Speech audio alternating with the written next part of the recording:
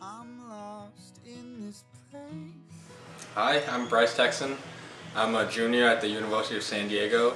Hi, my name is Ethan Texan. I go to Santiago. I'm about to be a junior. Smile as I roll. So when you ask people who know me to describe me, the first thing that pops in their head would probably be arrogant, or he's a smartass, or he can be a jerk sometimes. But hopefully the second thing you ask them when you ask them, hey, seriously, what do you think of him? I hope that they say he's a well-rounded guy. He can be funny sometimes and really knows how to brighten your day. I guess if I would describe myself, I would say, obviously, for my friends would testify, I'm really cheap.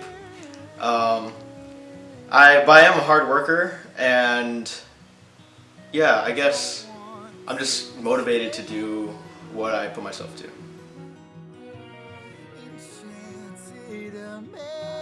So I think a big turning point in my life was my parents' divorce back in 2008. I guess if I were to say, to point out a significant turning point in my life, it would have to be my parents' divorce. It really forced me to grow up fast, and I remember that's something that my parents told me, and it just kind of hit me that, like, hey, my childhood is kind of over, and I kind of have to get used to the norm of everything being different and not being everything I knew. I was about 9 or 10 when it happened. I was still a little kid. I still slept in my dad's bedroom and stuff, and I don't know. It was hard for all of us, but I feel like it was especially hard for me too, because I was the youngest in the family. I remember the most painful part about it was the family meetings we would have where we had to talk about everything what was happening. And I remember this one night I was at my dad's, and I was crying, and then I was leaning to my sister's lap because there was no one else there, and my dad just kept talking. I was just crying and crying.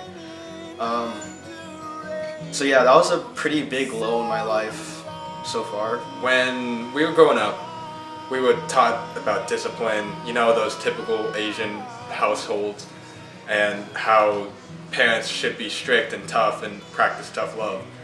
But after the divorce, I kind of saw that my dad wasn't really doing that to my younger brother Ethan. And I realized that if I wanted him to grow up to be the type of man that we wanted him to be, someone had to be tough on him, and I had to be that bad guy. And it really forced me to be really tough on him, you know, be kind of mean. I admit that sometimes it was a little excessive. What can you expect? I was really young at the time. But it's just something that kind of really hurt our relationship growing up because I was the bad guy. As time passed, of course, you know, we mended those relationships. He understood a little later. I guess what really changed me was at about seventh grade.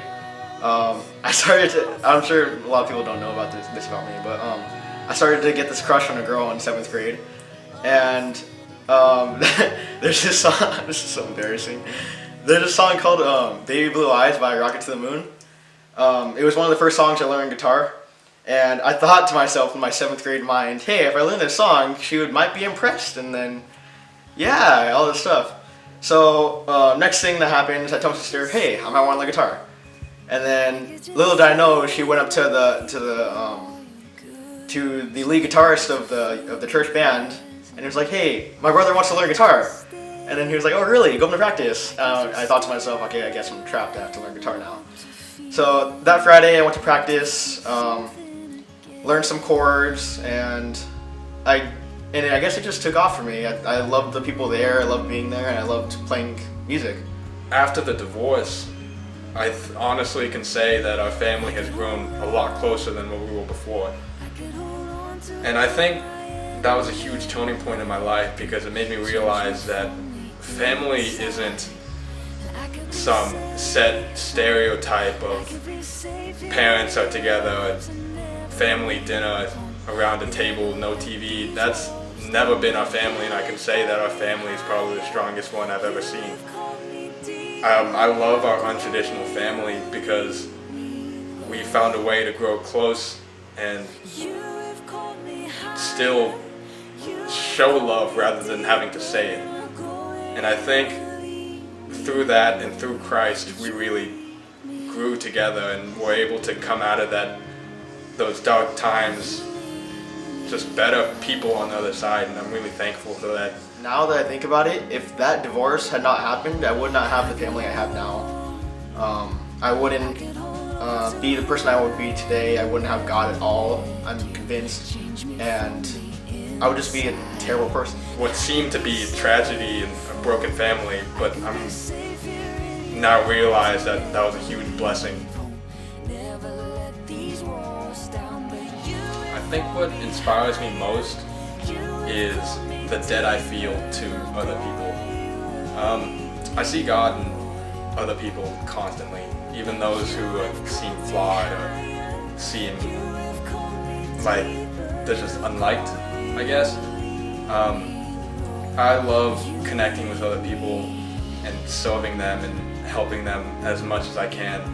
And I believe that it's our duty to help each other. I think in a perfect world, we never think about ourselves, but everyone else has your best interest in mind. So in that way, we all lift each other up.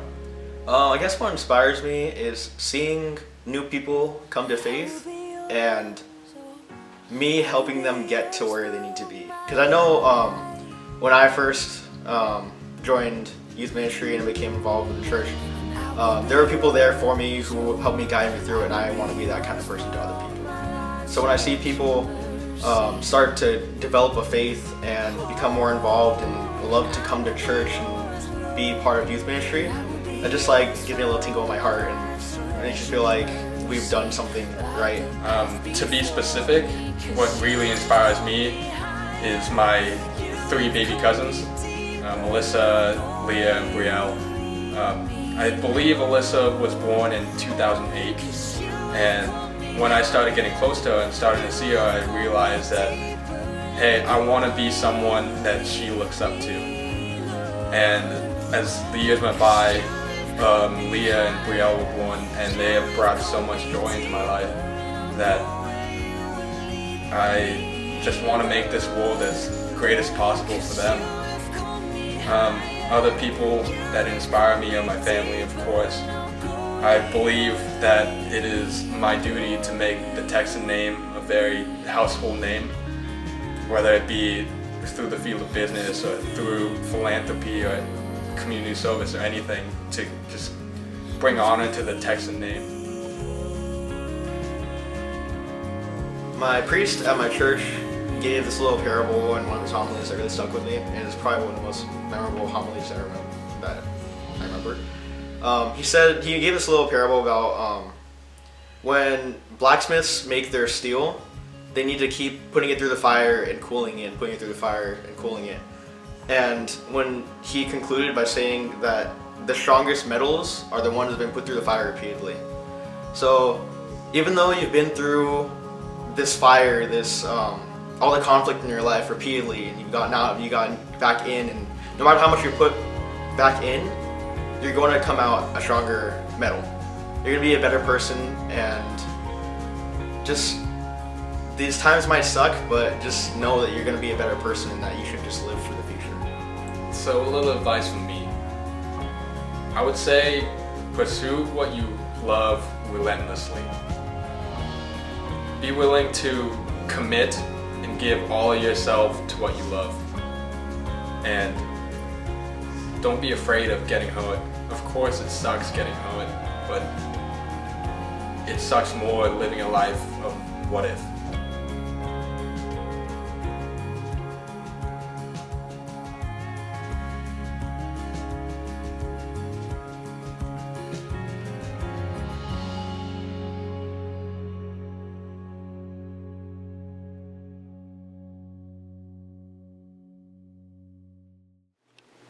Here's a special message to all the young people, especially those who think they're too cool for God to get involved.